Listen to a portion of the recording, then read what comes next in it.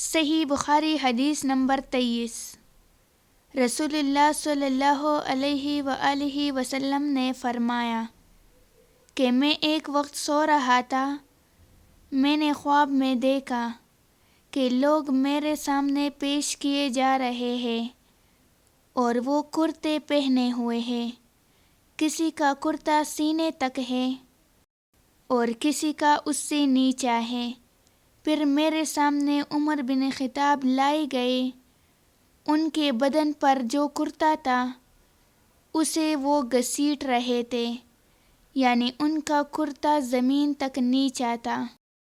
صحابہ رضی اللہ تعالی عنہ نے پوچھا کہ یا رسول اللہ، اس کی کیا تعبیر ہے؟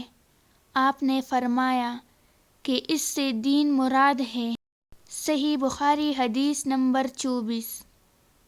ایک دفعہ رسول کریم صلی اللہ علیہ وآلہ وسلم ایک انصاری شخص کے پاس سے گزرے، اس حال میں کہ وہ اپنے ایک بھائی سے کہہ رہے تھے کہ تم اتنی شرم کیوں کرتے ہو؟